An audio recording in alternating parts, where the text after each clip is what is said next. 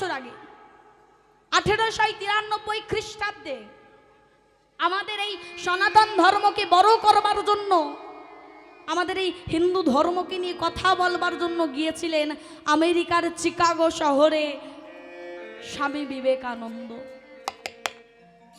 প্রথম বিশ্ব ধর্ম সম্মেলনে গিয়েছিলেন তিনি এই সনাতন ধর্মের নামে প্রচার করতে, বড় করতে। তখন তিনি যখন আমেরিকার চিকাগো শহরে গিয়ে বক্তৃতা দিতে গিয়েছিলেন বাবা, সবাইকে অনেকক্ষণ করে সময় দেওয়া হয়েছিল, কিন্তু আমার স্বামীজিকে সময় দেওয়া হয়েছিল মাত্র 5 মিনিট, তাকে ছোট করবার জন্য। 5 মিনিট আর কতটুকুই বলতে পারবে, কিন্তু স্বামীজি তিনি এমন একটা কথা বলেছিলেন যার জন্য 15 মিনিট ধরে করতালি পড়েছিল। 15 মিনিট ধরে করতালি পড়েছিল। কি বলেছিলেন? তিনি বলেছিলেন, dear sisters and brothers of America, অর্থাৎ হে আমার প্রিয় ভাই ও ভগিনীগণ, হে আমার প্রিয় ভাই ও ভগিনীগণ। এই যে কথাটা বলেছিল, এই কথাটা আমেরিকানবাসীর অন্তরে গেঁথে গিয়েছিল। কেন না এতজন বক্তৃতা দিল, কেউ কখনো আমাদের আপন করে নেয়নি, কেউ এতটা আপন করে বলেনি যতটা এই স্বামীজি বলেছে, এই বাঙালি বাবু বলেছে। তাহলে এই যে কথাটা তাদের মনে গেঁথে গিয়েছিল বলে বাবা 15 মিনিট ধরে করতালি পড়েছে। কিন্তু তারা যারা ছিল অন্যান্য ধর্মের মানুষ, তারা চিন্তা করছে এমন করে তো সবাইয়ের মনে জায়গা করে নিলে হবে না, তাকে তো ছোট করতে হবে। ছোট করবার জন্য একজন মঞ্চে উঠে বলেছিল, এই যে ও স্বামীজি, আপনি যে আপনাদের ধর্মের নামে এত বড়াই করছেন, আচ্ছা বলুন তো এখানে যে এতগুলো ধর্মগ্রন্থ উপস্থিত হয়েছে, এখানকার মধ্যে সর্বশ্রেষ্ঠ ধর্মগ্রন্থ কাদের গ্রন্থ? আগো বাবা বলুন তো, আমাদের শ্রেষ্ঠ ধর্মগ্রন্থের নাম কি? শ্রীমদ্ ভগবদ গীতা। 4 যুগে 4 শ্রেষ্ঠ ধর্মগ্রন্থ ছিল। সত্য যুগে শ্রেষ্ঠ ধর্মগ্রন্থ হলো হরিবংশম। ত্রেতা যুগের শ্রেষ্ঠ ধর্মগ্রন্থ আমরা সবাই জানি, কি বলুন তো?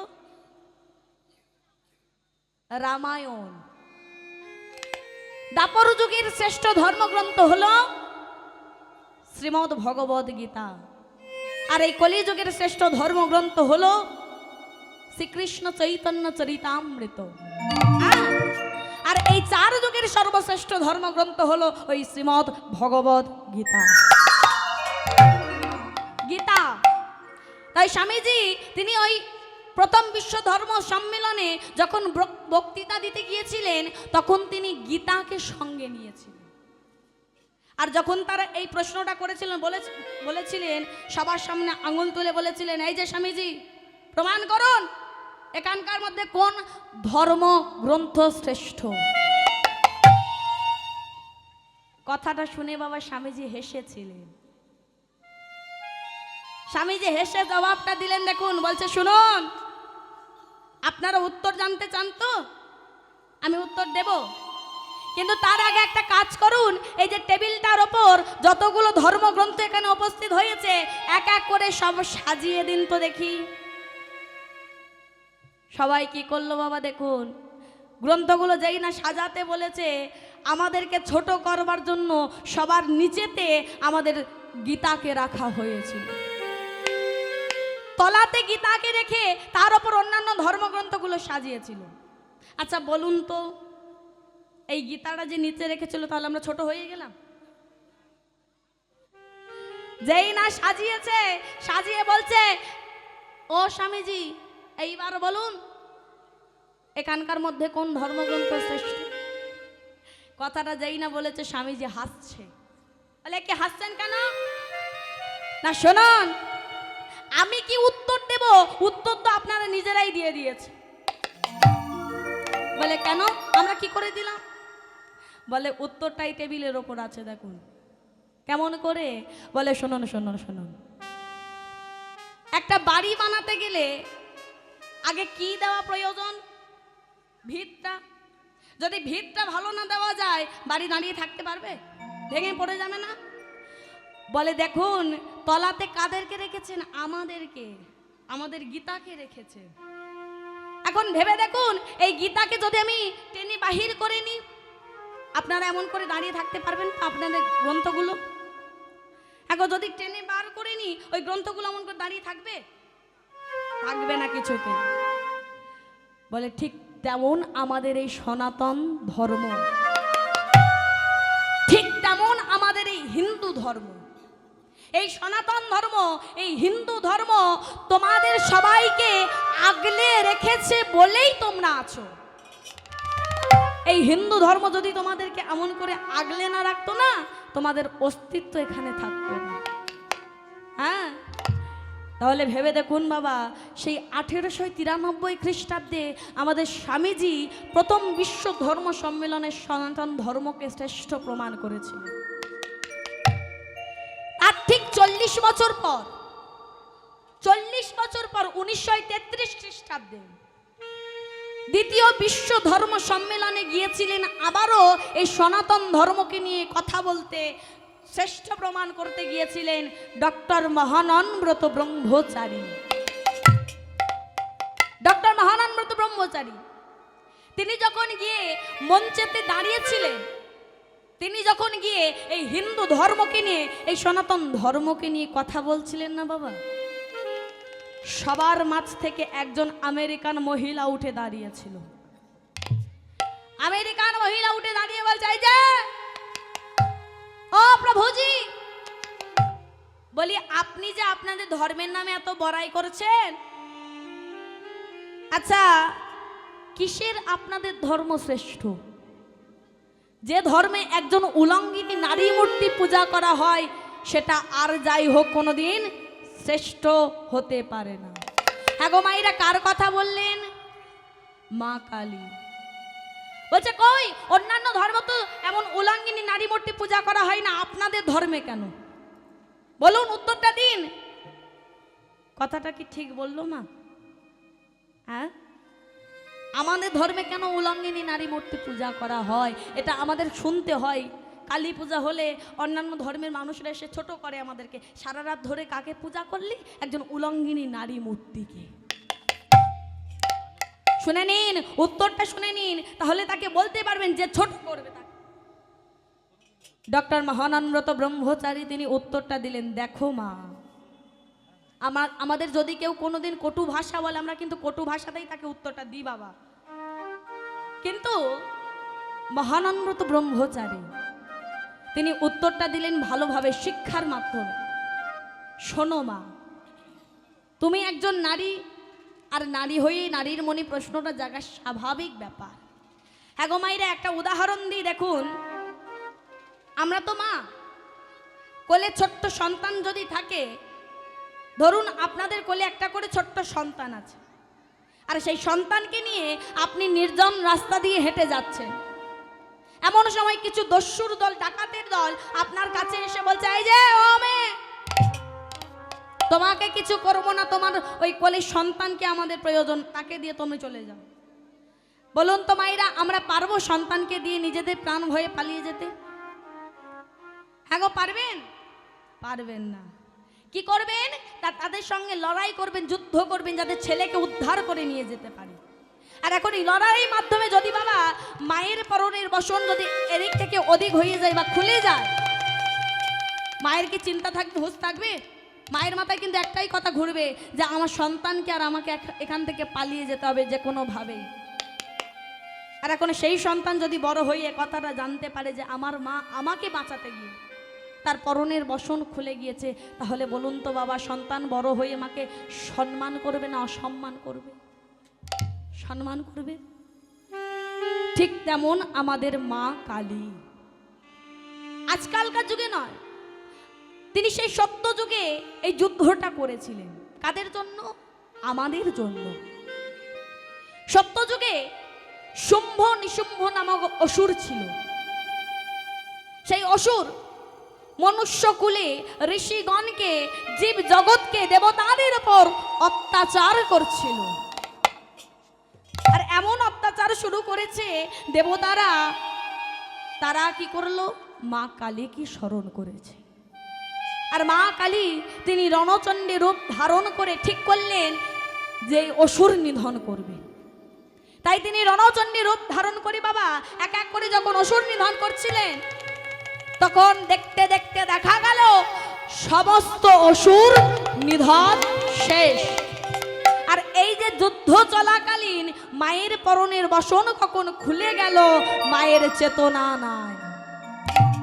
হ্যাঁ, মায়ের চেতনা নাই।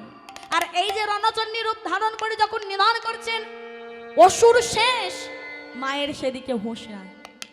তিনি তো রণচণ্ডী রূপ ধারণ করেছেন, তাই অসুর শেষ। মা এবার কি করছে, চোখের সামনে যাকেই পারছে তাকেই মেরে দিচ্ছে।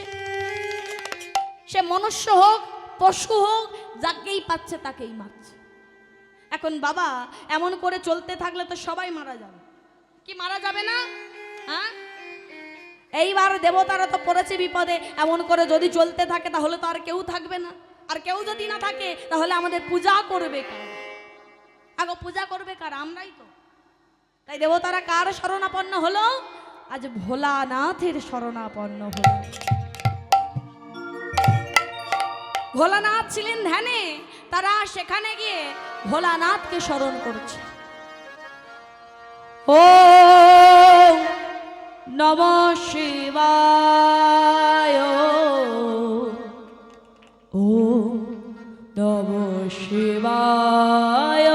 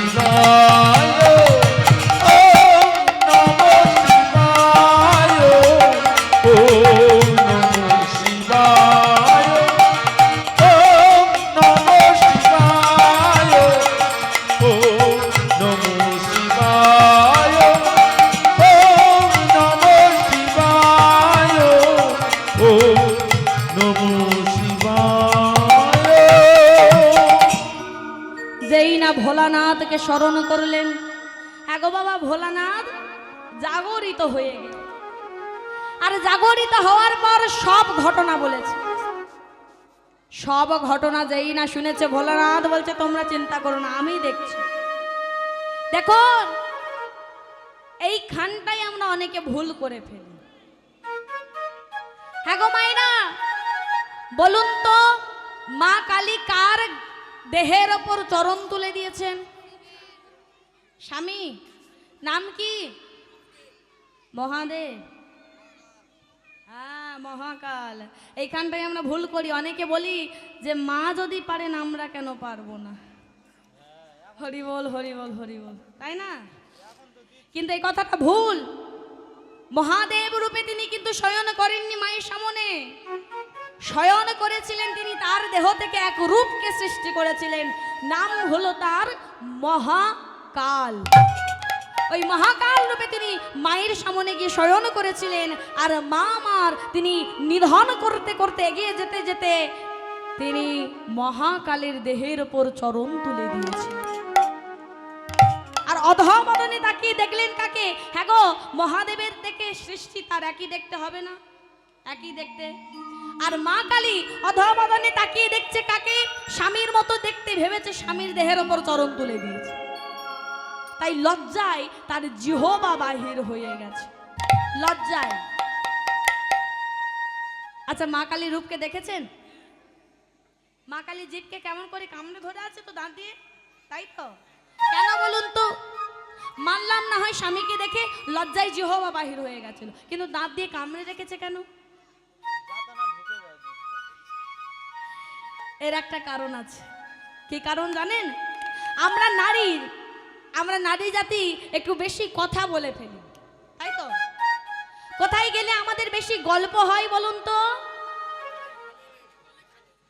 ঘাটি আর কলে। সেখানে গেলে যত মনে করি যে কথা বলবো না চেপে রাখবো, হয়ে গেল কি হয়ে যায় না, সব কথা বাহির হয়ে যায় না। আর ওই যে সব কথা বাহির হলো, তারা ভেবেছে কি বলবে না, সব বলে দেবে। আর ওই কথাটা ঘুরতে ঘুরতে যখন স্বামীর কানে যাবে, সংসারে অশান্তি বেঁধে যাবে। মা কালী জিহ্বাকে কামড়ে ধরে শিক্ষা দিলেন, তোমরা নারী জাতি, তোমরা যেখানে সেখানে সব কথা বলে ফেলো না। যদি একবার বলে দাও তাহলে হয়ে গেল অশান্তি। তাই এই জিহ্বাকে নিয়ন্ত্রণে রেখো। আর নিয়ন্ত্রণে রাখতে পারলে সংসার সুখের হবেই হবে। একটা প্রবাদ আছে না, সংসার সুখের হয় রমণীর গুণে। তার পরের লাইনটা কি? আমরা এটুকুই জানি, কিন্তু তারপরে লাইনটা কি? গুণবান পতি যদি থাকে তার সঙ্গে। সংসার সুখে হয় রমণীর গুণে, গুণবান পতি যদি থাকে তার সঙ্গে। রমণীর একার দ্বারা কিন্তু সংসার সুখের হবে না যদি গুণবান পতি না থাকে, তাই তো? আজকে মা কালী তিনি কেন উলঙ্গিনী হয়েছিলেন? আমাদেরকে বাঁচানোর জন্য। এই কথাটা তাহলে ভেবে নিয়ে বুঝতে পেরেছেন তো? এখন এই কথাটা যখন বললো ডক্টর মহানন্দ ব্রহ্মচারী সেই আমেরিকানবাসী মেয়েকে, তখন সেই মহিলাটা বলে উলাই যায়, ও প্রভুজি থামুন থামুন থামুন। আপনি একটু আগে বললেন মা যুদ্ধ করেছিল কোন যুগে? সত্য যুগে। কিন্তু এখন চলছে কোন যুগ? কলিযুগ। তাহলে মাঝখানে পার হয়েছে কটা যুগ? দুটো যুগ। তাহলে আপনাদের মা না হয় সত্য যুগে যুদ্ধ করেছিল, এখন তো কলিযুগ চলছে, মাঝখানে যে দুটো যুগ পার হয়েছে, আপনারা কি আপনাদের মাকে এখনো বসন পড়াতে পারেননি? হ্যাঁ গো, পারেননি? বলে দেখো মা, দেখো আমাদের মা তিনি সত্য যুগে শুম্ভ নিশুম্ভ নামক অসুর নিধন করেছিলেন, যুদ্ধ করেছিলেন। কিন্তু এই কলিযুগেও মায়ের যুদ্ধটা থেমে যায়নি। মায়ের যুদ্ধটা এখনো থামেনি। কেন জানো? এখন এই কলির জীবের, প্রত্যেকটা জীবের দেহের মধ্যে ছটা অসুর আছে। আর যে ছটা অসুর নিধনে মা এখনো মত্ত। কি কি অসুর? নাম কি তাদের? কাম, ক্রোধ, লোভ, মদ, মোহ, মাৎসর্য। এই ছটা অসুর নিধনে মা এখনো ব্যস্ত। তাই মায়ের বসন পরিধান করে হয়ে ওঠা।